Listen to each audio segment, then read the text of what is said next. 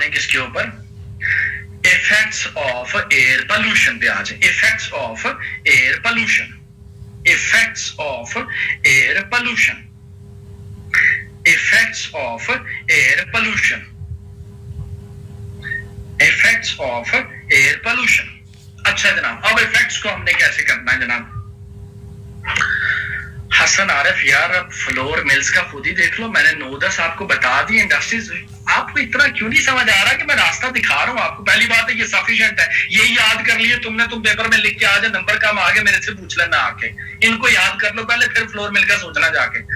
अच्छा अच्छा, नेक्स्ट आ जाए आप इफेक्ट्स के ऊपर। इफेक्ट्स में आप लिखें जनाब सबसे पहले effects of air pollution on plants, effects of air pollution on plants, effects of air pollution on plants. ठीक हो गया जनाब? अच्छा जनाब, पहली चीज आपने ये क्लियर कर लेनी है कि air pollution is responsible, air pollution is responsible to cause multiple plant diseases, कि जनाब पौधों के अंदर मुख्तलिफ किस्म की बीमारियां जो है वो कॉज करती है। कौन कॉज करता है जनाब? एयर पोल्यूशन कॉज करती है, एक बात। अब दूसरा सवाल, भाई कौन कौन सी बीमारियां कॉज करती है? तो इसमें एक बीमारी का आप नाम लिखेंगे, क्लोरोसिस। मैं यहाँ पे चैट बॉक्स में लिख के छोड़ने की कोशिश करता हूँ, क्लोरोसिस, क्लोरोसिस, एंड एक और लिख लें, and abscission, chlorosis and abscission. ये प्लांट डिजीजेस हैं बेसिकली। ये किस वजह से कॉज हो रही हैं? एयर पोल्यूशन की वजह से कॉज हो रही हैं। अब ये क्लोरोसिस किस बला का नाम है और एब्सिशन किस बला का नाम है? इन दोनों केसेस में, इन दोनों बीमारियों के केसेस में प्लांट लीव्स जो है बेसिकली वो डैमेज होता है। कौन डैमेज होता है? प्लांट लीव्स डैमेज होता है। यानी कि लीव्स को जाके क्या करती हैं? हिट करती हैं आपकी इन दोनों डिजीजेस जो हैं। अब लीव्स को जब बीमारी लगेगी या लीव्स आपके जब डैमेज होंगे तो उसकी वजह से प्लांट ओवरऑल डैमेज होगा, प्लांट ग्रोथ डैमेज होगी। भाई प्लांट ग्रोथ क्यों डैमेज होगी? लीव ऊपर तो आपका वो है, बस वही डैमेज हो गया, उसकी वजह से पूरे का पूरा प्लांट कैसे डैमेज हो सकता है? उसकी रीजन ये है कि आपका फोटो, सबको पता होगा कि फोटोसिंथेसिस का प्रोसेस कहां पे होता है? आपके लीव्स में होता है, और फोटोसिंथेसिस के नतीजे में प्लांट जो है वो अपना फूड जो है वो अपना तैयार करता है। अच्छा, लीव्स के अंदर फोटोसिंथेसिस कहां पे होता है? मीसोफिल सेल्स, जी क्लोरोफिल, मुझे पता था क्लोरोफिल ही कहेंगे, मीसोफिल सेल्स में, मीसोफिल सेल्स। एमसीक्यू बड़ा फेमस एमसीक्यू, बड़ा पसंदीदा एमसीक्यू है ये एफपीसी का, वन पेपर टेस्ट में भी पूछता है, उन्हें पता है जनाब कि स्टूडेंट ने क्लोरोफिल लिखना है जी, नमाज ब्रेक करते हैं 7:30 पे। अच्छा, तो क्या है इसके मैंने जनाब कि air pollution is responsible to cause certain diseases in plants, और उसके बाद हमने कहा कि it is responsible to cause chlorosis and abscission, और फिर हमने कहा कि in these diseases the plant leaves get affected, और जैसे ही प्लांट का लीफ जो है वो डैमेज होगा तो the process of photosynthesis will be affected. तो फोटोसिंथेसिस जब आपका कंप्रोमाइज होगा, फोटोसिंथेसिस आपका जब अफेक्ट होगा, तो उसकी वजह से there will be insufficient supply of food to the plant. तो जब इनसफिशिएंट फूड होगा प्लांट के लिए तो उसके पास it will lead plant towards the reduced growth. Plant की जो ग्रोथ है बेसिकली वो रिड्यूस हो जाएगी, आपकी जो न्यूट्रिएंट इनटेक है उसमें रिडक्शन जो है उसकी वजह से। समझ आई बात की? सो प्लांट के लीव्स को कैसे डैमेज किया एयर पोल्यूशन ने? एक बीमारियां लगाई, कौन कौन सी? क्लोरोसिस, एब्सिशन, और इन दोनों बीमारियों की damages the plant leaves. Fluorides air pollutant है, fluorides damages the plant leaves. एक दूसरा लिखें ओजोन, एक तो है ओजोन लेयर, एक ओजोन गैस है। ओजोन गैस भी आपका पोल्यूटेंट है बाय द वे। अच्छा, ozone leads to the premature loss of leaves, यानी आपका फ्लोराइड जो है वो भी प्लांट लीव्स को डैमेज करते हैं, और ओजोन गैस जो है वो भी प्लांट लीव्स को डैमेज करती है। इसी तरीके से ओजोन गैस का एक और लिखे हैं, in case of the flowering plant, जो फूल हैं बेसिकली आपके पास फ्लावरिंग प्लांट्स हैं, उनको कैसे डैमेज करती है ओजोन जनाब? Ozone is responsible for the curling of petals in case of the flowering plants. Curling of petals. आपके फूल के फ्लावर्स के डिफरेंट हिस्से हैं ना, सेपल, पेटल एक्सेट्रा, समझ आई बात की? सो पेटल्स को क्या कर दिया उसने? कर्ल कर दिया, मुड़ जाते हैं आपकी, वो फूल के अंदर पत्तियां जो है वो मुड़ जाती हैं। भाई फूल के अंदर पत्तियां मुड़ तो गई, इससे क्या नुकसान हुआ पौधे को? इससे यह नुकसान होगा कि वे पेटल जो है वो अपना फंक्शन जो है वो एग्जीक्यूट नहीं कर पाएंगे। तो उनका क्या फंक्शन है पेटल्स का? Petals are responsible to contribute to impart colour to the flower. कि जनाब कलर प्रोड्यूस करना किसका काम है? पेटल का काम है। तो पेटल डैमेज हो गए तो भाई कलर कैसे, कहां से आपका आएगा? कौन करेगा? ठीक हो गया जनाब। इसी तरीके से ozone is also responsible for the dwarfing of plants. उनका कद छोटा रह जाता है। ऑब्वियसली ऊपर के केस में भी, क्लोरोसिस और एब्सिशन के केस में भी, आपके प्लांट की ग्रोथ जो है वो प्रॉपर जब नहीं होगी, उसको न्यूट्रिएंट्स जो है वो प्रॉपरली नहीं मिलेंगे, तो वो ड्वार्फिज्म, जो ड्वार्फिंग है बेसिकली, उनका कद जो है वो छोटा रह जाता है। जैसे इमरान खान पीटता है जलसों में जी हमारे बच्चों का कद ऊपर नहीं होता, हमारे प्लांट्स का इधर मसला बना हुआ है भाई। जब उनको प्रॉपरली न्यूट्रिएंट्स नहीं मिलते तो वो क्या हो जाएगा जनाब? ड्वार्फ रहेंगे। Dwarfing is another disease. ठीक हो गया जनाब। सो क्या अर्ज किया मैंने कि फ्लोराइड्स डैमेज करते हैं प्लांट लीव्स को, इसके साथ साथ ओजोन डैमेज करती है। और ओजोन कैसे कर रही है जनाब? एक तो pre mature loss of leaves है, एक उसके बाद कर्लिंग ऑफ पेटल्स है, और उसके बाद ड्वार्फिंग भी है। अब ये फ्लोराइड और ओजोन क्या है? They are air pollutants. तो फिर हम कह रहे हैं ना भाई एयर पोल्यूशन की वजह से ये इफेक्ट है आपके प्लांट्स के ऊपर। इसी तरीके से अभी हम थोड़ी देर पहले देख के आए कि NO2 आपके नाइट्रोजन ऑक्साइड्स जो हैं आपके वो इमिट हो रहे थे, सल्फर डाइऑक्साइड्स इमिट हो रहे थे। अब nitrogen oxides and the sulphur dioxide causes the breakdown और डेथ ऑफ प्लांट टिश्यूज। भाई आपके नाइट्रोजन ऑक्साइड जब ज्यादा होंगे, आपके सल्फर डाइऑक्साइड जब ज्यादा होंगे, तो उसकी वजह से प्लांट टिश्यूज जो हैं उनकी ब्रेकडाउन होगी, उनकी डेथ हो जाएगी। अब ये टिश्यू वो नहीं है जो मोहल्ले में फीके चाचे की दुकान से मिलता है, ये टिश्यू हमारे अंदर भी है, प्लांट टिश्यू। अब प्लांट टिश्यूज तो डैमेज हो गए भाई, इसकी वजह से पौधे को क्या नुकसान होगा? प्लांट को क्या नुकसान है इसकी वजह से? अब इसके लिए हमें टिश्यूज के फंक्शंस का पता होना चाहिए। फंक्शंस तो बेशुमार है जी, मैं रिपीट करता हूं। Nitrogen oxides and sulphur dioxides, nitrogen oxides and sulfur dioxides causes the breakdown or death of plant tissues. तो प्लांट टिश्यूज जब उनकी ब्रेकडाउन हो जाएगी, उनकी डेथ हो जाएगी, तो फिर प्लांट पे क्या असर होगा इसका? भाई टिश्यूज के बेशुमार फंक्शंस हैं, हमें नहीं जाना, हमें बॉटनी नहीं पढ़नी यहाँ पे, हमें सिर्फ एक आध फंक्शन पता होना चाहिए। The most important is कि जनाब tissues are responsible to provide mechanical support to the plant. क्या देते हैं वो? मैकेनिकल सपोर्ट प्रोवाइड करते हैं प्लांट को। तो भाई जब टिश्यू ही डैमेज हो गया, टिश्यू का गजलिया खत्म हो गया, उसकी डेथ हो गई, तो मैकेनिकल सपोर्ट कहां से आएगी प्लांट को? कहां से? वो प्लांट अपने आप को सॉइल के अंदर एंकर तो होंगी आपकी, उसकी जड़ें जो है, रूट्स जो है, लेकिन वो कैसे विथस्टैंड कर पाएगा अपने आप को? कैसे खड़ा रह पाएगा वहां पे? क्योंकि उसके तो टिश्यूज खत्म हो गए। समझ आ गई? अब टिश्यूज को कौन ब्रेक डाउन कर रहा है? भाई नाइट्रोजन ऑक्साइड्स कर रहे हैं, सल्फर डाइऑक्साइड्स कर रहे हैं, और ये दोनों चीजें किस बना है? ये आपके एयर पोल्यूटेंट्स। अभी हमने देखा थोड़ी देर पहले भाई इंडस्ट्रीज भी आपकी इमिट कर रही थी ये चीजें। इसी तरीके से आपने अगर ऑब्जर्व किया हो तो अभी तक हमने क्या, प्लांट के जो एरियल पार्ट्स है, यानी जो ऊपर आपको जमीन पे नजर आता है पोर्शन, हमने उसकी बात करी थी। अब जरा हम जेर जमीन जाएंगे, हम देखेंगे अच्छा एयर पोल्यूशन जेर जमीन जाके प्लांट्स को कैसे डैमेज करती है। तो उस केस में आप लिखेंगे acid rain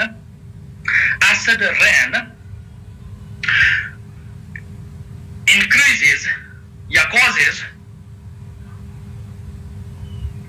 the toxicity in soil.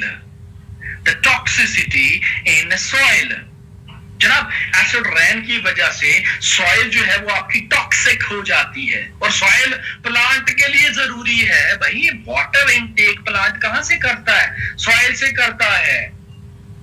उसको बाकी जो न्यूट्रिएंट्स चाहिए होते हैं, वो मिनरल्स चाहिए होते हैं, वो कहां से लेता है? वो सॉइल से लेता है। तो जब सॉइल ही पोल्यूट हो गई, सॉइल ही टॉक्सिक हो गई, तो भाई प्लांट को फिर रिक्वायर्ड चीजें नहीं मिलेंगी ना।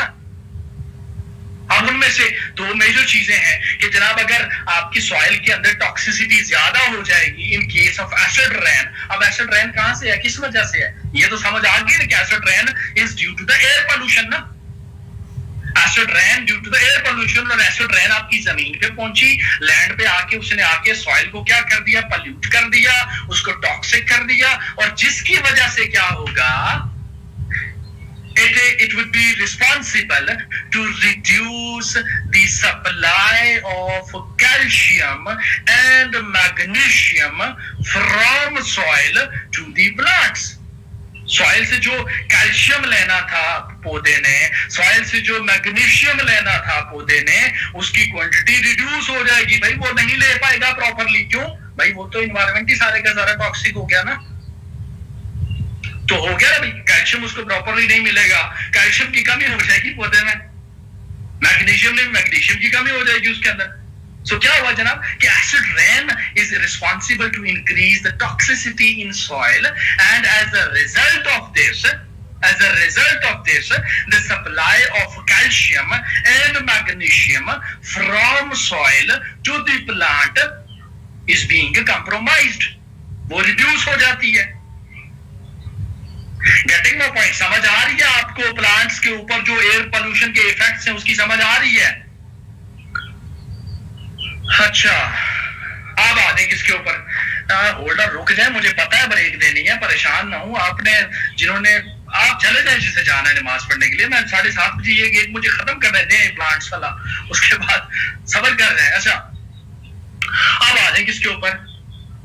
जनाब अल्लाह भला करे। वैसे तो आपके के सारे प्लांट्स जो हैं वो आपके इफेक्ट होते हैं एयर पोल्यूशन की वजह से, लेकिन आप कुछ लिख लें कि मोस्टली आपकी जो अफेक्टेड प्लांट्स हैं ड्यू टू एयर पोल्यूशन वो कौन कौन से हैं। लिखें इसमें जनाब, आप लिखें इसमें सीधा सीधा mostly affected plants due to the air pollution are, mostly affected plants due to the air pollution are barley, cotton. अब देख ले कॉटन की कितनी ज्यादा इकोनॉमिक इंपॉर्टेंस होती है भाई। वीट, हमारा तो कौमी खाना है वीट, गंदम का पौधा आपका एयर पोल्यूशन की वजह से ज्यादा चांसेस होते हैं इसके हिट होने के। सनफ्लावर, मस्टर्ड प्लांट, कस्टर्ड ना लिखना, मस्टर्ड लिखना। Barley, wheat, cotton, sunflower, mustard, tomato, टमाटर जो है, एप्पल, फ्रूट्स में एप्पल है आपके पास, ग्रेप्स है आपके पास, इसी तरीके से टोबैको प्लांट है आपके पास। टोबैको प्लांट वो भी आपका सफर होता है आपके एयर पोल्यूशन से ज्यादा। ये प्लांट्स लिखवाने का हरगिज मतलब ये नहीं है कि सिर्फ यही प्लांट्स आपके डैमेज होते हैं। रिमेंबर दैट, वो ऐसा ना हो अच्छा से एयर पोल्यूशन से भी इनको हिट कर दिया, ऐसा नहीं है, सारे करते हैं, लेकिन मैं चंद बता रहा हूं जो ज्यादा आपके इन्फेक्ट होते हैं। अच्छा जनाब, इसी तरीके से बीन्स,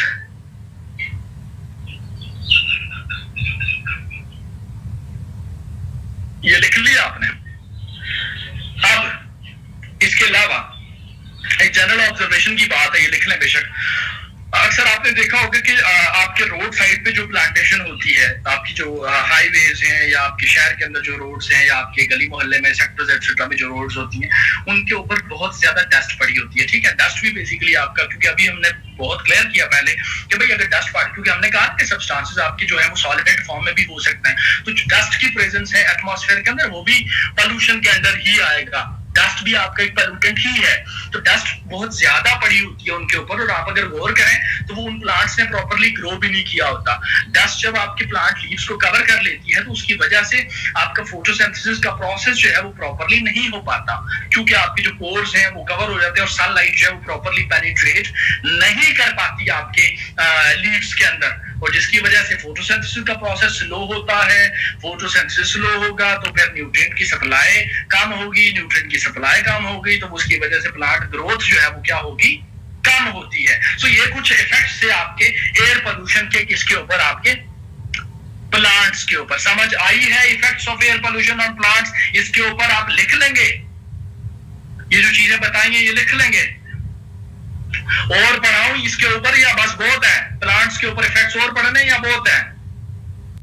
मैंने आपसे यस किया कि कॉजेस में मैंने आपको बताया कंबस्शन ऑफ फॉसिल फ्यूल्स, और उसके बाद मैंने ब्रेक कर दिया जहां पे मैंने बात की इसकी कॉजेस की, उसमें मैंने बताया आपको कंबस्शन ऑफ फॉसिल फ्यूल्स। आगे उसको मैंने ब्रेक कर दिया, इंडस्ट्रियल को अलग मैंने बता दिया, ट्रांसपोर्टेशन को अलग करके बता दिया, एनर्जी सेक्टर को अलग करके बता दिया, और आपके एग्रीकल्चर सेक्टर को अलग बता। इसके अलावा भी आपके कॉजेस हैं जो आगे आपके सब्सिक्वेंट लेक्चर्स में आपके टॉपिक्स पढ़ने, जैसे पॉपुलेशन ग्रोथ जो है वो भी आपका मेजर कॉज है पोल्यूशन की तरफ, ठीक है।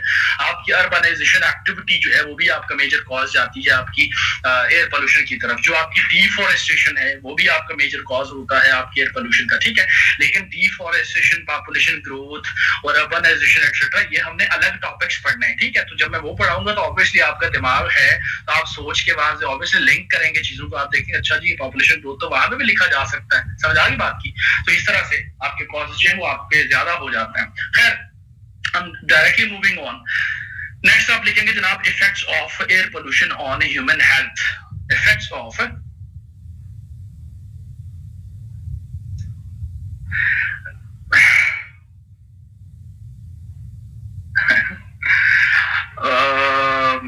जनाब ये एरिया नंबर 4 में से टॉपिक है पोल्यूशन का, ठीक है। और कोविड-19 पे साथ साथ बात करेंगे, इन्वायरमेंट के ऊपर काफी पॉजिटिव इम्प्लीकेशंस रही हैं। थोड़ा सा लेक्चर्स को चलने दें, आगे ग्लोबल वार्मिंग में चीजों को डिस्कस करेंगे। जी हाँ, आपने मारे सही मेमोराइज करना है पोल्यूटेंट्स। अच्छा जनाब, effects of air pollution on human health. अभी हमने देखा कि आपके प्लांट्स को जो है वो बैडली इफेक्ट करती है आपकी एयर पोल्यूशन। ना सिर्फ प्लांट्स के एरियल पार्ट्स को डैमेज करती है, बल्कि प्लांट्स की जो आपके अंडरग्राउंड पार्ट्स है, रूट्स के अंदर जाके वहां से जो मैकेनिज्म है आपका प्लांट्स का, वहां से चीजों को वो सॉइल से आपके वाटर को एब्जॉर्ब करते हैं या आपकी बाकी न्यूट्रिएंट्स की एब्जॉर्प्शन होती है, तो उसको भी जाके एयर पोल्यूशन जो है वो आपकी अफेक्ट करती है, ठीक हो गया जनाब। अब हम बात करेंगे ह्यूमन बींग्स के ऊपर कि जनाब आपकी ह्यूमन हेल्थ जो है स्पेसिफिकली वो कैसे डैमेज होती है आपकी एयर पोल्यूशन की वजह से। तो पहली चीज आपने ये अगेन ध्यान में रखनी, जिस तरह से पोल्यूटेंट्स में प्लांट्स के बारे में मैंने बताया था कि air pollution is responsible to cause certain diseases in human beings के जनाब आपकी हेल्थ इम्प्लीकेशंस जो है वो एयर पोल्यूशन की हैं आपकी ह्यूमन हेल्थ को लेके, ठीक है जनाब। यानी ह्यूमन बींग्स के अंदर आपकी multiple types of diseases are caused by the air pollution. अब कौन कौन सी डिजीजेस आपकी जनाब एयर पोल्यूशन की वजह से होती हैं? जनरली अगर मैं बात करूं तो हमारे जो रेस्पिरेटरी डिजीजेस हैं, लाइक हम बात करते हैं एस्थमा की बात करते हैं, तो asthma is caused by the air pollution. इसी तरीके से ब्रोंकाइटिस इज अनदर वन, वो भी आपका एयर पोल्यूशन की वजह से प्रोड्यूस होता है। इसी तरीके से लंग्स कैंसर, आपके लंग्स डैमेज होते हैं, लंग्स कैंसर प्रोड्यूस होना वो भी आपका एयर पोल्यूशन की वजह से होता है। इसी तरीके से आपका suppression of the immune system, आपका जो बॉडी का डिफेंस सिस्टम है, जो मुदाफिती निजाम है बेसिकली, वो भी आपका अफेक्ट होता है किसकी वजह से? एयर पोल्यूशन की वजह से। जनरली मैंने ये बता दिया भाई एयर पोल्यूशन जो है वो ह्यूमंस को कैसे अफेक्ट कर रही है जनाब। It is responsible to cause multiple respiratory disorders, respiratory diseases in human beings, which includes asthma, which includes bronchitis, which includes lungs cancer, which includes the suppression of the immune system as well. इसके अलावा overall जो आपका respiratory system है, आपकी जो nasal cavity है, नाक के नथने जो है, यहाँ से लेके आप टू द लंग्स जो है वो आपका डैमेज कर सकती है, डैमेज करती है। कौन करता है जनाब? एयर पोल्यूशन डैमेज करती है, ठीक हो गया जनाब। सो पहली बात हमने ये क्लियर कर ली जनाब कि अच्छा एयर पोल्यूशन जो है इसकी वजह से मुख्तलिफ बीमारियां जो है वो इंसानों के अंदर कॉज होती हैं। अब सवाल ये है भाई कैसे बीमारियां कॉज हो जाती हैं? वो कौन सी चीज है एयर पोल्यूशन के अंदर जो आपको ये डिजीजेस प्रोड्यूस करके दे रही है? तो इसमें आप लिखेंगे सबसे पहली चीज, again we are going towards the pollutants, ठीक है जनाब। तो सबसे पहले आप लिखेंगे इसमें कि नाइट्रोजन ऑक्साइड्स। अभी हमने देखा पहले कि आपके नाइट्रोजन ऑक्साइड्स के मल्टीपल सोर्सेज हैं। Nitrogen oxides causes asthma and bronchitis in human beings. Nitrogen oxides causes asthma and chronic bronchitis, बल्कि सिर्फ bronchitis लिख लें, bronchitis in human beings. Bronchitis क्या है? बेसिकली अस्थमा तो है ना, दमे की बीमारी को सांस लेने में मसला होता है। ब्रोंकाइटिस है कि लंग्स के ऊपर आपके ब्रोंक्यूल्स होते हैं, बेसिकली ब्रोंक्यूल्स आपके फिल अप हो जाते हैं पोल्यूटेंट्स की वजह से, जिसकी वजह से ओवरऑल जो एयर पैसेज है आपका वो आपका डिस्टर्ब होता है, जिसकी वजह से आपको जनाब आगे चल के अस्थमा और सांस की बीमारियां लगना शुरू हो जाती है। It can cause sudden death as well. So nitrogen oxides are responsible to cause asthma and bronchitis in human beings. इसी तरीके से sulfur oxides are mainly responsible to damage the respiratory tract, tract ना लिखिएगा, tract लिखना है आपने, TRACT, tract. Sulphur oxides क्या करते हैं, जो नेजल कैविटी है आपकी, जो नाक के नथने जहां से आपकी हवा बेसिकली आप सांस के जरिए अंदर लेके जा रहे हैं, इसको डैमेज करना स्टार्ट कर देते हैं। ओवरऑल आपकी जो सांस की नाली है बेसिकली, यानी रेस्पिरेटरी सिस्टम है, उसको ये डैमेज करता है। कौन डैमेज करता है? सल्फर ऑक्साइड्स डैमेज करते हैं। भाई कैसे डैमेज करते हैं? They are responsible to cause irritation in the respiratory tract. Irritation होती है आपको रेस्पिरेटरी ट्रैक्ट में, और ये इरिटेशन किसकी वजह से हो रही है? अगर जिस हवा में, जिस फिजा में, जिस एटमॉस्फेयर के अंदर आप सांस ले रहे हों, अगर उसके अंदर सल्फर ऑक्साइड्स ज्यादा हैं, अगर उसके अंदर नाइट्रोजन ऑक्साइड ज्यादा हैं, तो उस केस में आपको अस्थमा की बीमारी लग सकती है, आपको ब्रोंकाइटिस की बीमारी लग सकती है, और इससे आपका रेस्पिरेटरी ट्रैक्ट जो है वो आपका डैमेज हो सकता है। ठीक हो गया जनाब जी। सल्फर, नाइट्रोजन ऑक्साइड्स बताया मैंने मायरा। अच्छा, फिर इसी तरीके से कार्बन मोनोऑक्साइड की अगर बात करें, कार्बन मोनोऑक्साइड अभी हमने देखा था, जो CO मैंने लिखवाता चला गया आपको इंडस्ट्रीज के केस में, तो carbon monoxide is responsible to reduce the transport of oxygen to the blood. देखे ना, हमारे लिए ऑक्सीजन इंपॉर्टेंट है। ऑक्सीजन आपके ब्लड तक जाती है, सर्कुलेट करेगी, पूरी बॉडी सेल्स में सर्कुलेट करेगी, तभी आपका सर्वाइवल जो है वो सस्टेन करेगा। अगर ऑक्सीजन की प्रॉपर मिकदार, प्रॉपर क्वांटिटी जो है उसकी सप्लाई नहीं होती, तो भाई आपकी लाइफ जो है वो सस्टेन नहीं कर पाती। तो कार्बन मोनोऑक्साइड क्या करती है जनाब? कार्बन मोनोऑक्साइड आपकी ऑक्सीजन की ट्रांसपोर्ट को जाके डिस्टर्ब करती है, ऑक्सीजन की ट्रांसपोर्ट को रिड्यूस कर देती है। यानी अक्सर आपने देखा होगा कि वो जो आपका कोल का इस्तेमाल है, लोग सर्दियों में इस्तेमाल करते हैं जनाब हीटिंग पर्पस के लिए, ठीक है जनाब, डोमेस्टिकली यूज होता है, आपका पाकिस्तान में भी यूज होता है, बाकी दुनिया में भी यूज होता है। ठीक हो गया ना? अब उसके कोल की केस में, coal by the way is responsible to emit CO, carbon monoxide वहां से एमिट होती है। इसी तरीके से जो आपके हीटर्स हैं वो भी आपकी CO प्रोड्यूस करते हैं, कार्बन मोनोऑक्साइड प्रोड्यूस करते हैं। तो बेशुमार इंसिडेंट्स आपने पढ़े होंगे, सुने होंगे कि जनाब आपके अगर प्रॉपर वेंटिलेशन रूम में नहीं होती तो उस केस में आपकी डेथ हो जाती है जनाब, अगर आप कोल का इस्तेमाल कर रहे हैं, अगर आप हीटर जो है वो बेसिकली वो उसका इस्तेमाल कर रहे हैं तब। ठीक हो गया जनाब। अब ऐसा क्यों होता है जनाब? ऐसा इसलिए है कि कार्बन मोनोऑक्साइड क्या करती है, वो ऑक्सीजन को रिप्लेस कर देती है। वो क्या कर देती है? ऑक्सीजन को रिप्लेस कर देती है। वो ऑक्सीजन को हमेशा किल करती है। क्या करती है जनाब? किल करती है। और ऑक्सीजन किल हो जाएगी और आपको नहीं पता होता, लेकिन आप अनकॉन्शियसली ऑक्सीजन के बजाय किसको इनहेल कर रहे होते हैं? कार्बन मोनोऑक्साइड को इनहेल कर। जी बिल्कुल, हेमोग्लोबिन बेसिकली आगे चल के सप्लाई करती है, ट्रांसपोर्ट करती है। अच्छा, खैर मोनोऑक्साइड जो है वो क्या कर रही है? रिप्लेस कर देगी आपके ऑक्सीजन को, और ट्रांसपोर्ट ऑफ ऑक्सीजन रिड्यूस होती चली जाएगी, और आपके ब्लड के अंदर बजाय ऑक्सीजन के कौन सी गैस जाना शुरू हो जाएगी? कार्बन मोनोऑक्साइड जाना शुरू हो जाएगी, और जिसकी वजह से आप डायरेक्टली डेथ फेस कर सकते हैं, आप कोमा में जा सकते हैं, आप कोमा में जा सकते हो और डायरेक्टली डेथ फेस कर सकते हैं। यानी कि आपको ये डायरेक्टली डेथ में लेके जा रही है या कोमा की तरफ लेके जा रही है। इसी तरीके से छोटे छोटे इफेक्ट्स भी हैं इसके। अगर ज्यादा मिकदार नहीं, कम मिकदार आपकी कार्बन मोनोऑक्साइड के अगर आप इनहेल कर लें तो उसकी वजह से हेडेक, आपको सर का दर्द जो है वो रहेगा, फटीग, आपको थकावट महसूस होगी बहुत ज्यादा। इसी तरीके से जनाब आपकी ड्राउजीनेस, जो सुस्ती है, डिजीनेस है, वो आप फेस कर सकते हैं। इसी तरीके से जो आपका विजन है वो भी ब्लर्ड हो सकता है, blood vision is also caused by the carbon monoxide. So इसके मल्टीपल इफेक्ट्स हैं। एक तो आपकी डेथ कॉज कर सकती है, कोमा में लेके जा सकती है, हेडेक कॉज कर सकती है, फटीग कॉज कर सकती है, ब्लड विजन कॉज कर सकती है, ड्राउजीनेस कॉज कर सकती है, और डिजीनेस वगैरह कॉज कर सकती है। सो इसके मल्टीपल इफेक्ट्स हैं, और ये सारी की सारी आपकी हेल्थ के ऊपर इंप्लीकेशंस हैं। लिहाजा जिस एनवायरनमेंट के अंदर, जिस एटमॉस्फेयर के अंदर, जिस जगह पे आप सांस ले रहे हो, अगर वहां पे कार्बन मोनोऑक्साइड की मिकदार ज्यादा हो, और जो ऑब्वियसली आपके जो मेट्रोपॉलिटन हैं, हम देखते हैं ना जनाब, आपकी एयर क्वालिटी के जब स्टैट्स आते हैं, एयर क्वालिटी के ऊपर आपके जब सर्वेज आते हैं, तो हम देखते हैं कि जब फैसलाबाद में तो बहुत ज्यादा कंटामिनेशन है एयर की, अच्छा जनाब लाहौर में तो बहुत ज्यादा कंटामिनेटेड एयर है, अच्छा जनाब कराची में तो आपकी बहुत ज्यादा कंटामिनेटेड एयर है। क्यों आपके अर्बन सेंटर्स में? क्योंकि इंडस्ट्रियल एक्टिविटी वहां पे ज्यादा है, वहां पे ह्यूमन एक्टिविटी ज्यादा है, वहां पे पॉपुलेशन ज्यादा है, और जिसकी वजह से आपके नंबर ऑफ पोल्यूटेंट्स जो हैं उस पर्टिकुलर एटमॉस्फेयर के अंदर, उस पर्टिकुलर प्लेस के ऊपर आपके ज्यादा होते हैं, और जिसकी वजह से आप देख लें कि आपके अस्थमा के केसेस जो हैं, या आपके इस तरह के केसेस आपके जो अर्बन सेंटर्स हैं, जो आपके इंडस्ट्रियलाइज्ड सिटीज होते हैं बेसिकली, वहां पे ये आपको ज्यादा देखने को मिलते हैं। समझ आ रही बात की जनाब? इसी तरीके से एक और लिखें, अब आप चले जाएंगे मोनोऑक्साइड से जंप करके नेक्स्ट ओजोन पे चले जाएं, ओजोन गैस के ऊपर। ओजोन गैस क्या करती है जनाब? Ozone is also air pollutant. Ozone causes irritations in the respiratory tract. Respiratory tract जो है आपका, उसके अंदर इरिटेशंस कॉज करती है। कौन सी चीज कॉज करती है? ओजोन गैस कॉज करती है।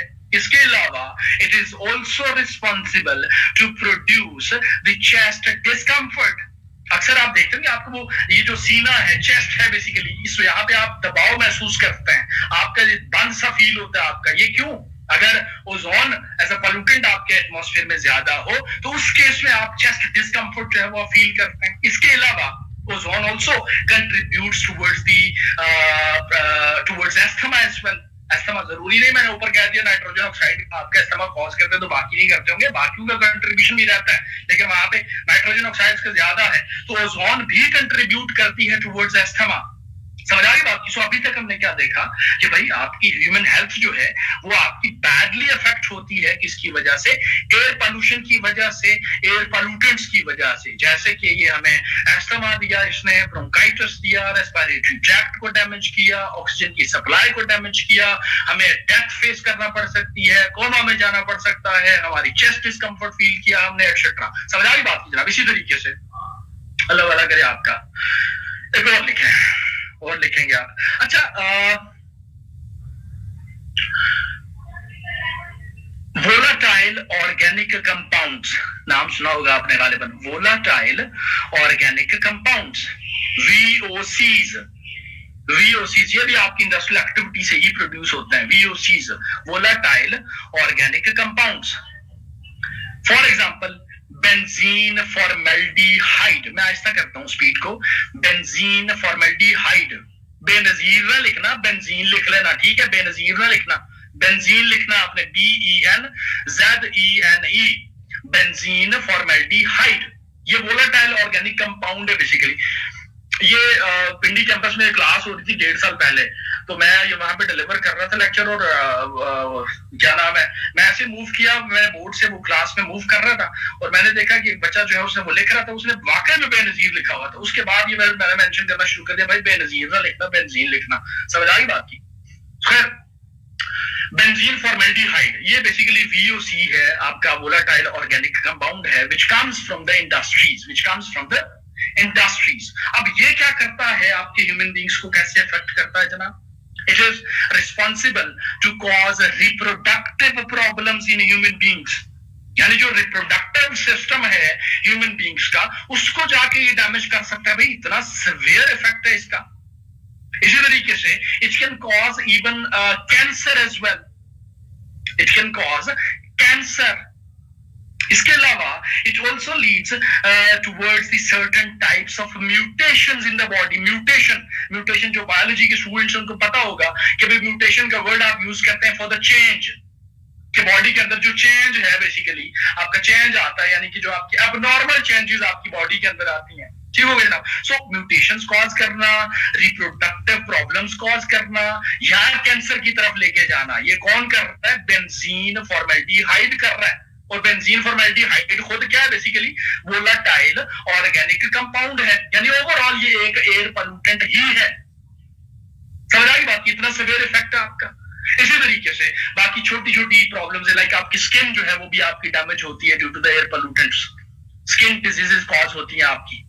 स्पेसिफिकली आपकी जो रेडियो एक्टिव एलिमेंट्स हैं, अगर वो आपके हेयर के अंदर ज्यादा मौजूद हों तो उसकी वजह से स्किन डिजीजेस जो है वो आपकी कॉज हो सकती हैं। और अगर ये जो मैं बता रहा हूँ आपको skin diseases due to the presence of radioactive elements, these diseases may even be inherited by the succeeding generations as well.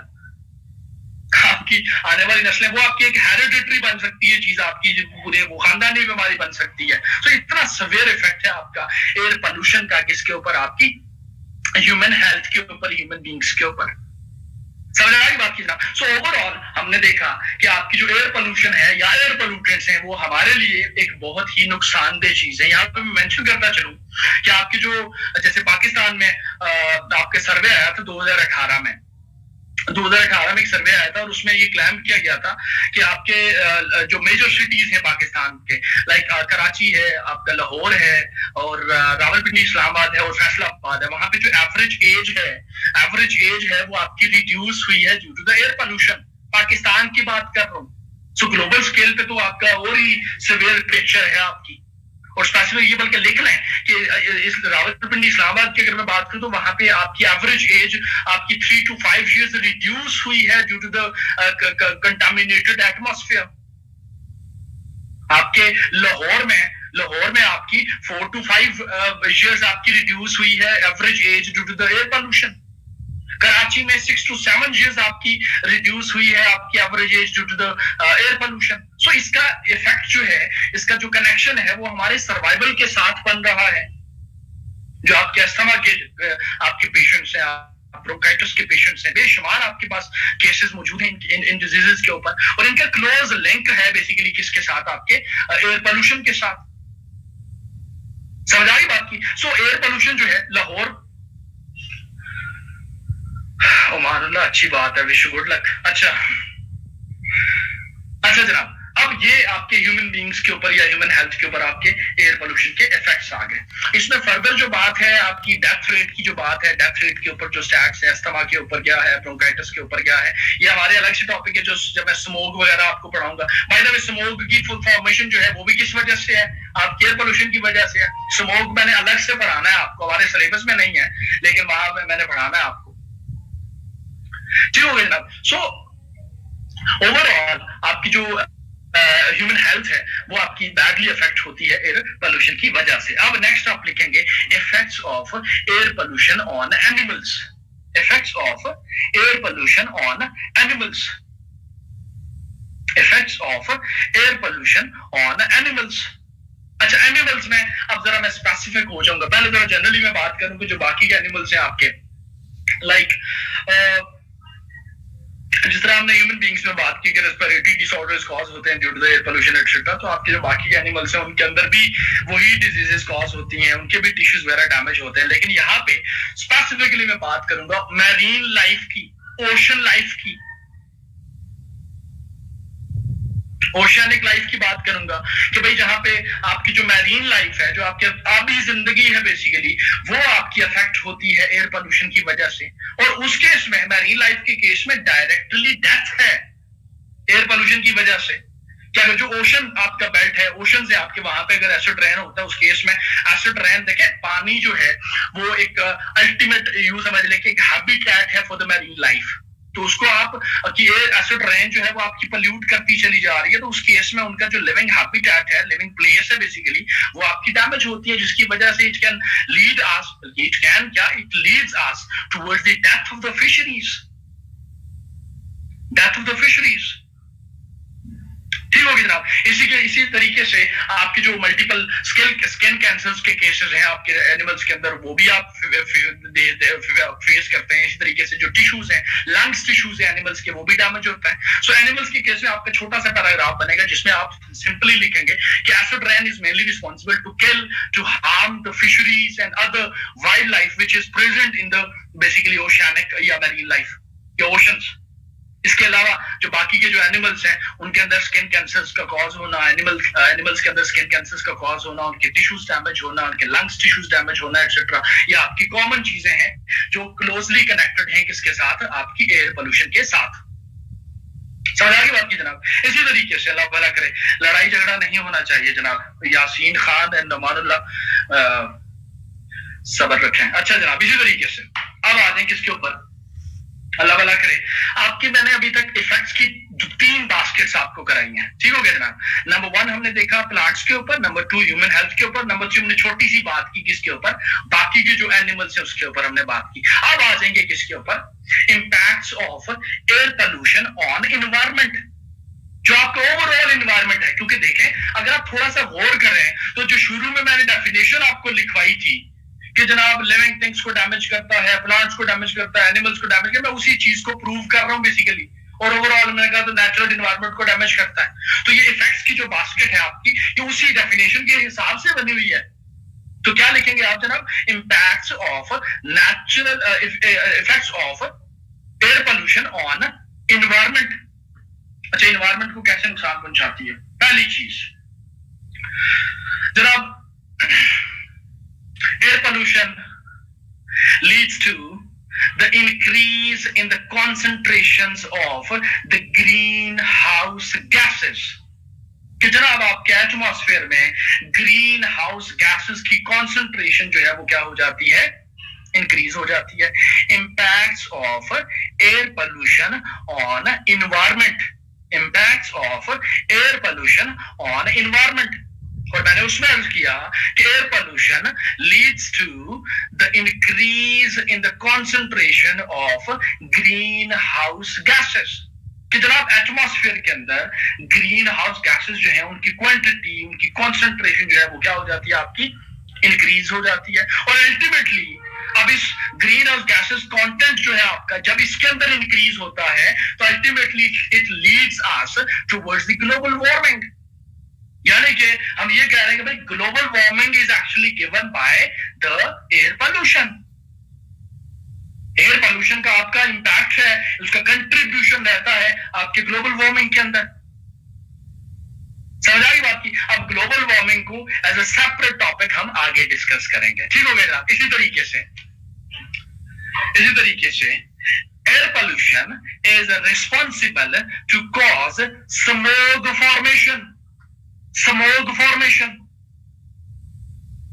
कि स्मोग जो है that is actually again closely connected with air pollution.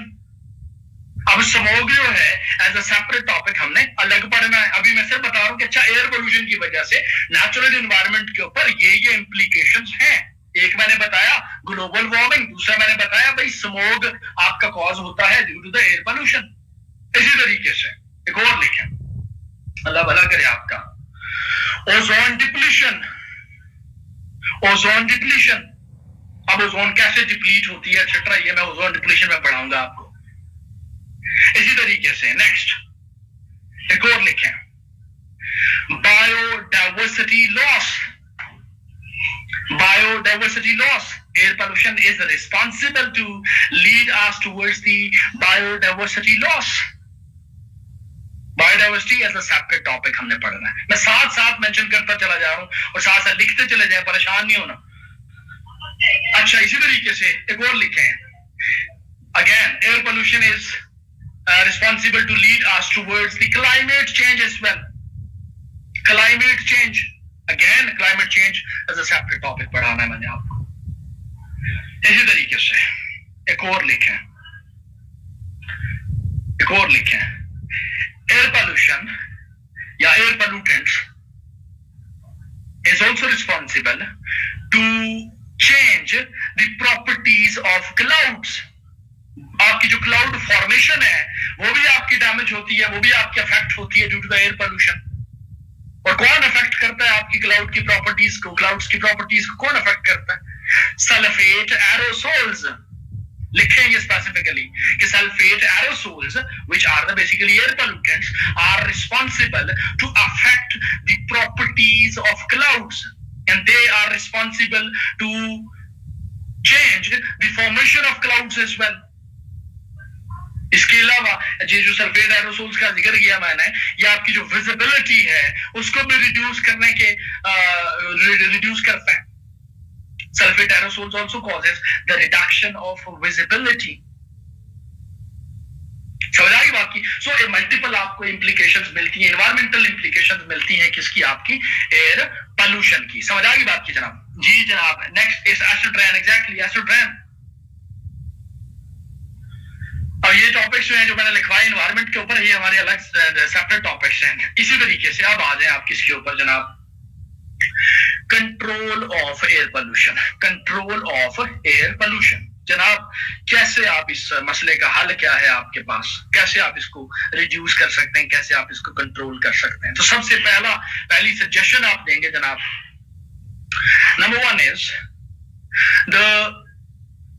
the use of renewable energy sources, the use of renewable energy sources, यानी कि आप बात कर रहे हैं किसकी, रिन्यूएबल एनर्जी सोर्सेज की बात कर रहे हैं। अभी आपने देखा थोड़ी देर पहले कि एनर्जी सेक्टर का 35% कंट्रीब्यूशन है towards the global emissions.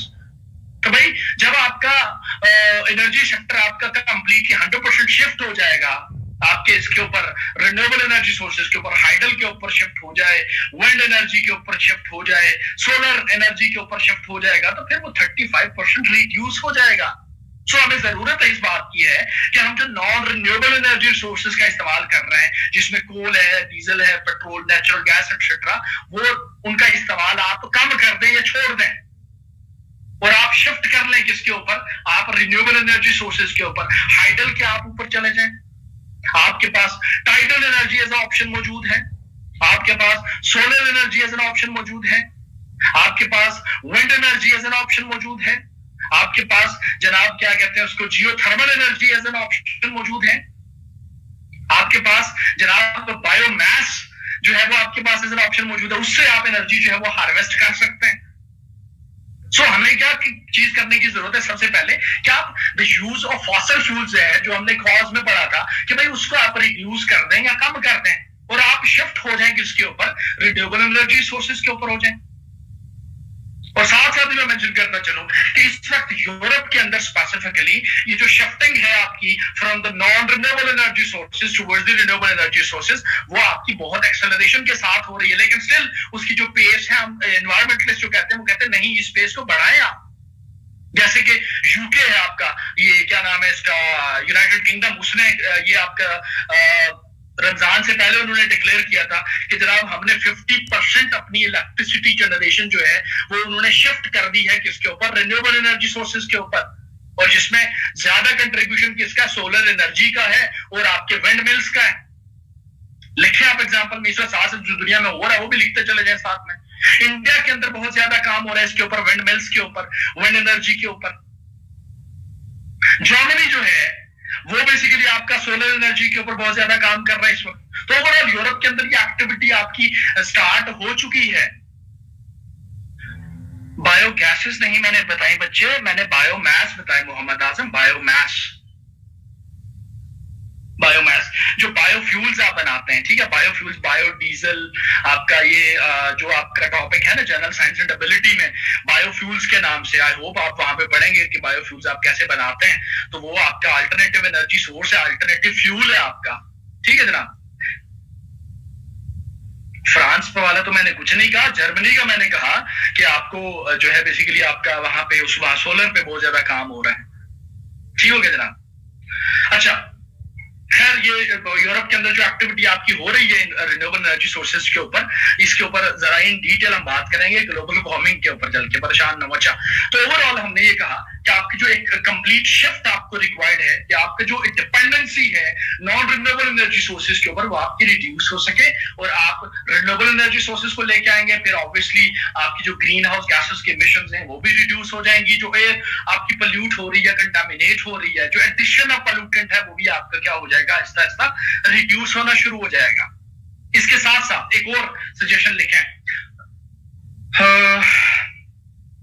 Solid waste management system या प्रॉपर डिस्पोजल ऑफ वेस्ट लिखें आप, proper disposal of waste.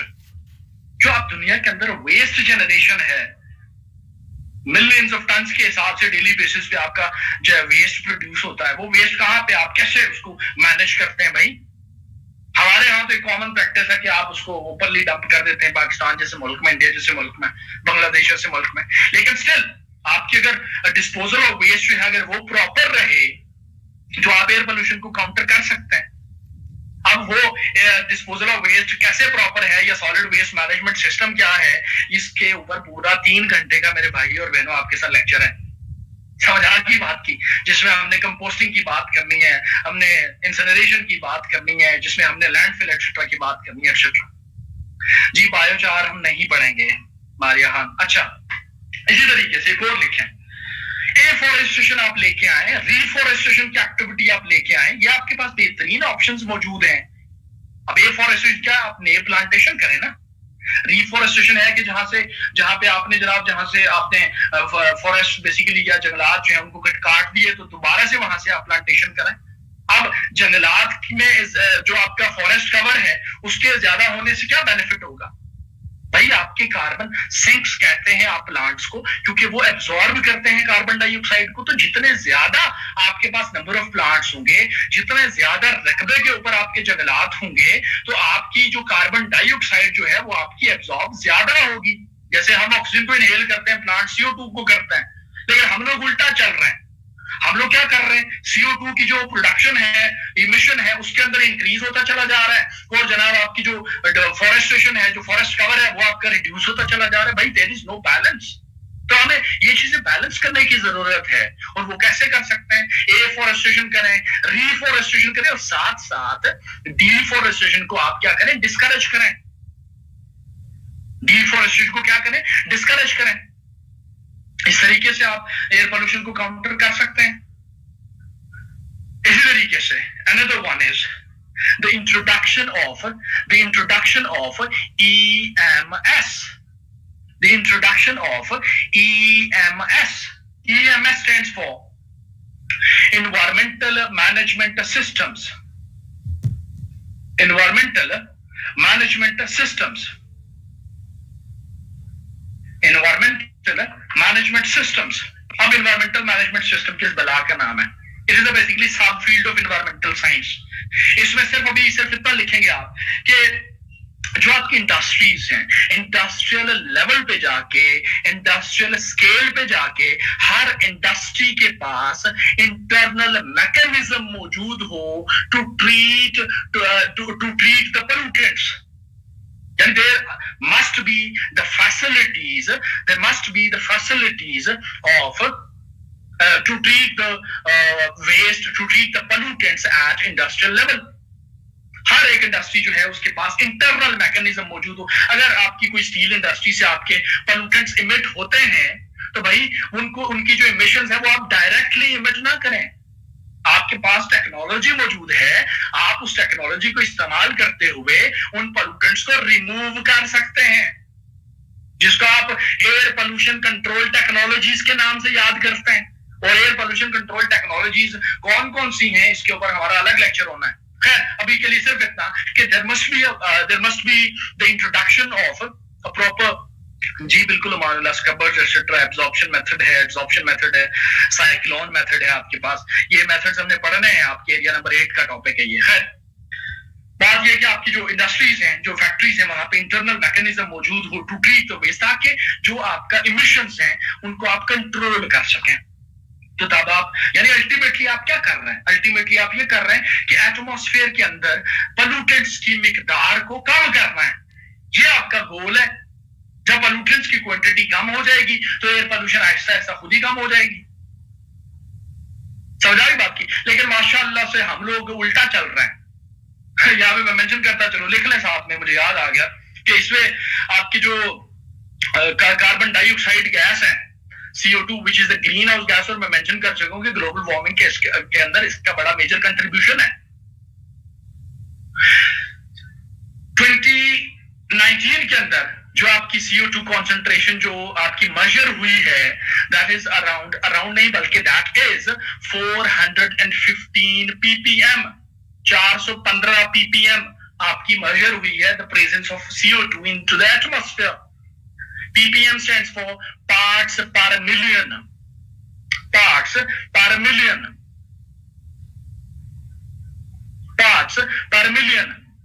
415 ppm 2019 में हुई है। पाकिस्तान में नहीं, पूरी दुनिया की बात कर रहा हूं, ग्लोबल एटमॉस्फेयर की बात कर रहा हूं। 415 ppm आपकी मेजर हुई है, और जो माशाल्लाह से 2018 में कितनी थी, 410 ppm थी। 2020 के स्टैट्स अभी आए नहीं है, अगर आ जाएंगे तो मैं जरूर आपसे शेयर कर लूंगा।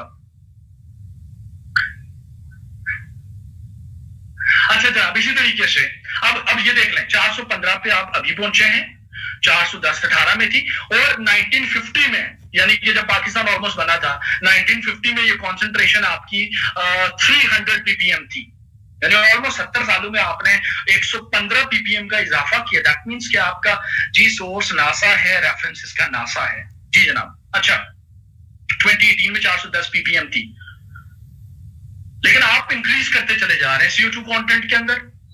और रिमेंबर दैट, क्या हमें मेंशन करना है, बल्कि लिख रहे साथ में कि there would be devastating changes across the globe when it will reach up to 450 PPM. और कहा यह जा रहा है भाई कि आपका ये 450 पीपीएम पे आप पहुंच जाएंगे बहुत आपके मुस्तकबिल करीब में, अप टू द 2060। यानी ये जो 21st सेंचुरी है आपकी, ये बहुत ज्यादा डिसाइसिव सेंचुरी है रिगार्डिंग एनवायरमेंटल चेंजेस। 1950 में मैंने बताया 300 पीपीएम, ठीक हो गया ना। सो ज्यादा जो इंक्रीज हुआ इसके अंदर आपके इस कार्बन लेवल के अंदर, कार्बन कंटेंट के अंदर, वो आपका इंडस्ट्रियल रेवोल्यूशन के बाद आया। इंडस्ट्रियल रेवोल्यूशन से पहले कार्बन की जो कंटेंट है वो बड़ा कम था आपका, मैं ग्लोबल वार्मिंग में बताऊंगा कितना था कम, ठीक हो गया जनाब। सो ये कुछ इंफॉर्मेशन होगी। इसके साथ साथ सजेशन में एक और चीज लिखें, अल्लाह भला करे, आपका क्या लिखवाना था, हाँ, 3 R's strategy. 3 R's strategy. 3 R stands for, सबको पता होगा, सबको पता होगा। 3 R स्टैंड्स फॉर व्हाट? कोई है जिसको पता है? Reduce, reuse, recycle. Exactly, reduce, reuse, recycle. ये कॉन्सेप्ट्स लेके आए आप अपनी सोसाइटी के अंदर। एक अच्छा, इसके मल्टीपल आपके पास बेनिफिट्स होंगे। एक साइड पे आपका जो नेचुरल रिसोर्स है उसकी कंजर्वेशन भी पॉसिबल रहेगी, दूसरी साइड पे जनाब आप एयर पोल्यूशन को भी काउंटर कर रहे होंगे। So there must be the ideas of reduce, reuse and recycling, ताकि नेचुरल रिसोर्स मैनेजमेंट प्रॉपरली की जा सके और अल्टीमेटली आपका जो पोल्यूशन है वो आपकी कम हो सके। यानी अगर आप 3 R स्ट्रेटजी आपकी सोसाइटीज के अंदर है तो प्रोडक्शन आपकी कम होगी, तो प्रोडक्शन कम होगी तो अल्टीमेटली आपका जो इमिशंस है वो भी आपकी रिड्यूस होती चली जाएंगी।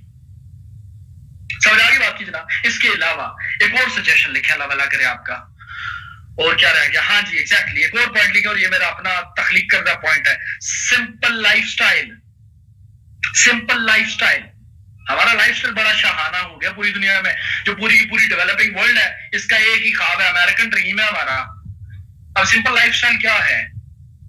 Simple lifestyle is about the discouragement of the use of plastics. जैसे कि ये जो शॉपिंग बैग्स के ऊपर आपके जो पॉलीथीन बैग्स हैं इसके ऊपर जो पाबंदी लगी इस्लामाबाद पिंडी में, that was very commendable initiative of the government.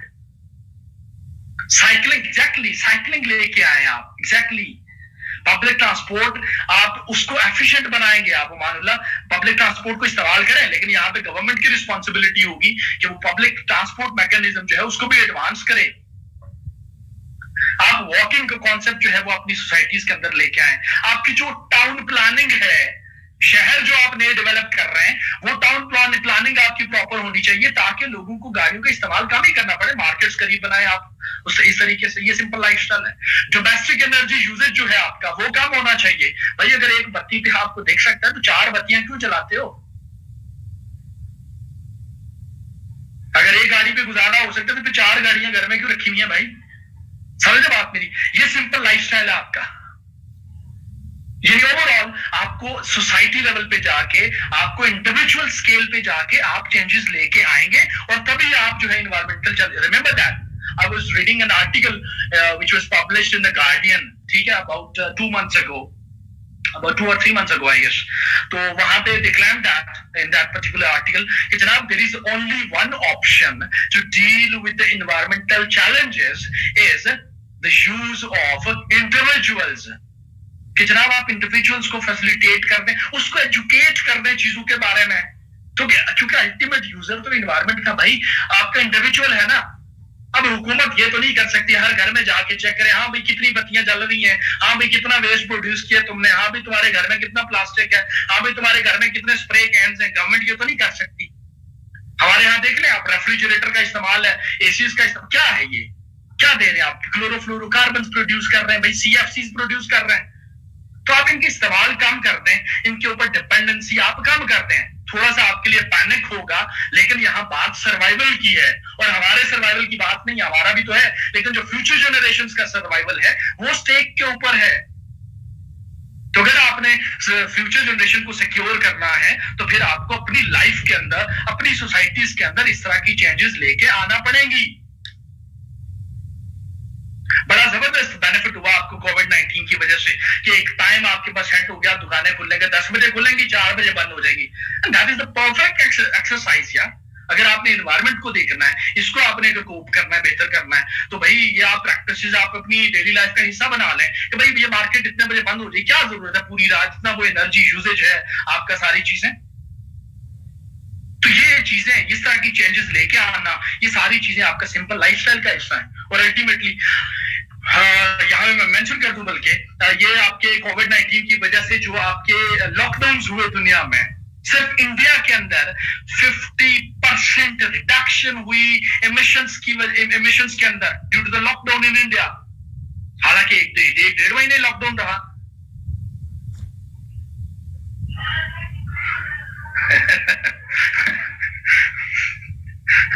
यहाँ भी मैं एक जोक बताता चलूं ताकि लेक्चर थोड़ा सा लाइट हो जाए।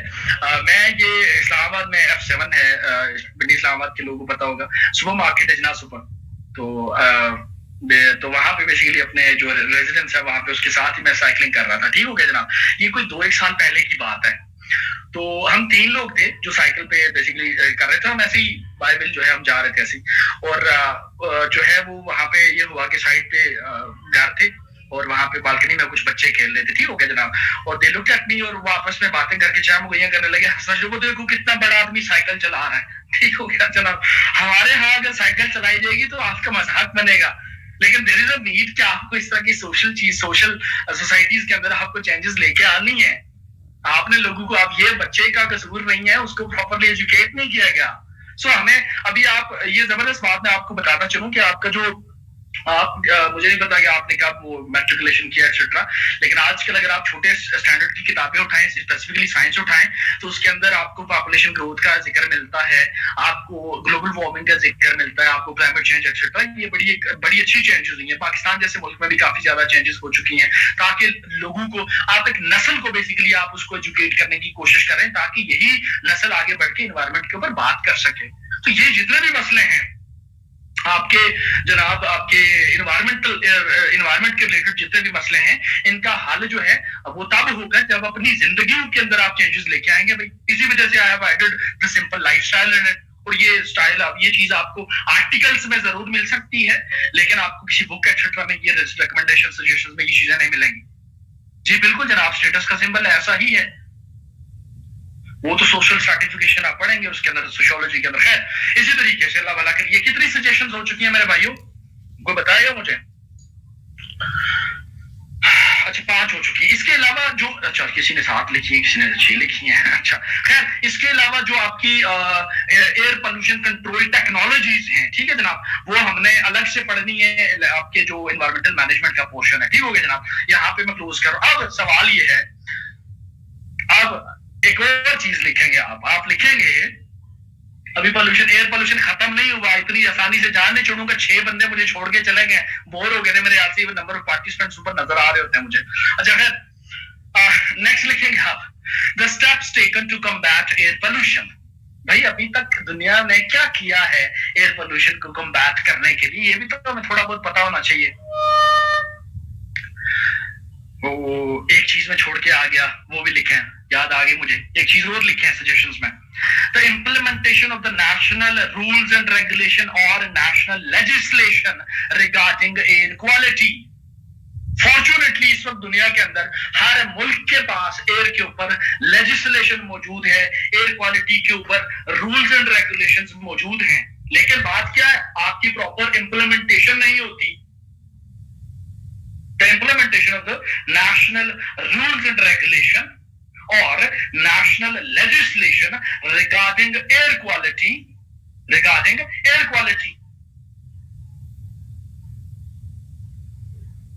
वो भी जरूर लिखेंगे। इम्प्लीमेंटेशन रूल्स एंड रेगुलेशंस तो आपके पाकिस्तान में भी बेशुमार है, लेकिन बात इम्प्लीमेंटेशन की, इम्प्लीमेंट होगी चीजें तो तभी होगा।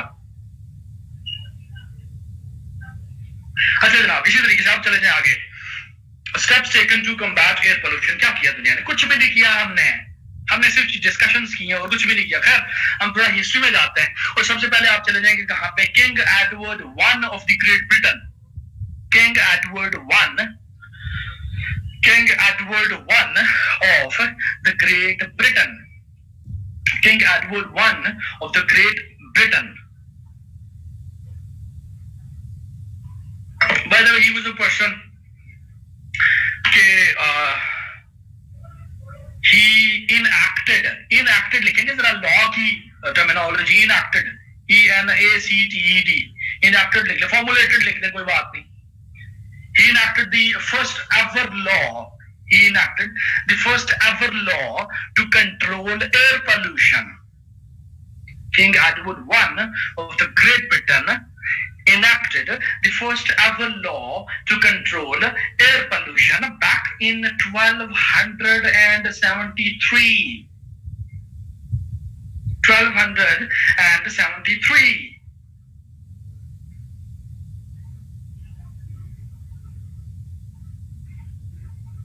क्यों जनाब उसने क्यों ये लॉ क्यों बनाया था? पहला ऑफिशियल लॉ आपका क्यों बनाया था उसने 1273 में? उस वक्त लंदन के अंदर स्मोक जो है वो बहुत ज्यादा हो गया था, जिसको कंट्रोल करने के लिए उसने ऑफिशियली लॉ बना दिया। King Edward I formulated the first ever law to control air pollution back in 1273.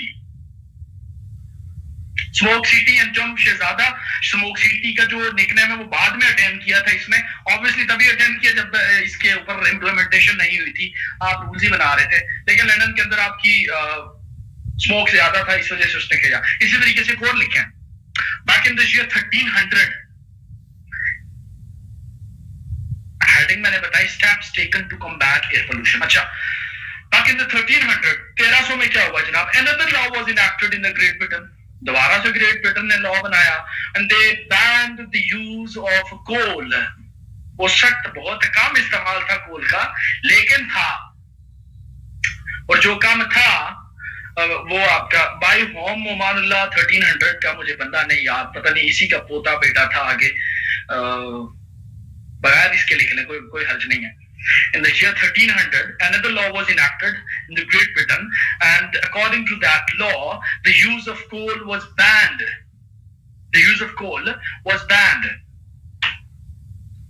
एक आपको ये डेवलपमेंट मिलती है, यानी ऑफिशियली आपकी किसी स्टेट में, उस वक्त नेशन स्टेट का सिस्टम तो नहीं था, लेकिन आपकी किंगडम तो था, यूनाइटेड किंगडम, तो वहां पे आपको ऑफिशियली ये रूल्स लॉज मिलते हैं आपको हिस्ट्री में।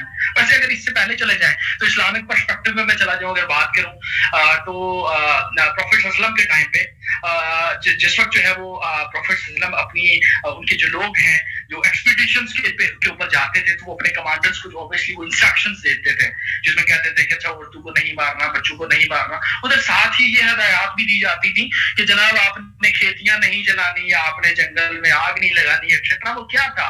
ये सुन्नत है जो हमें बताती है इन्वायरमेंटल कंजर्वेशन के बारे में, इन्वायरमेंटल प्रोटेक्शन के बारे में।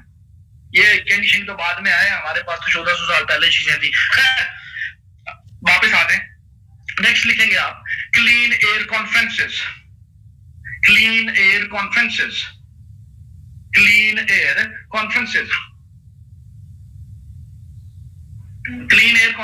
were conducted by the WHO, World Health Organization ने एयर के ऊपर इंटरनेशनल कॉन्फ्रेंसेस जो हैं वो मुनक्किद कराई।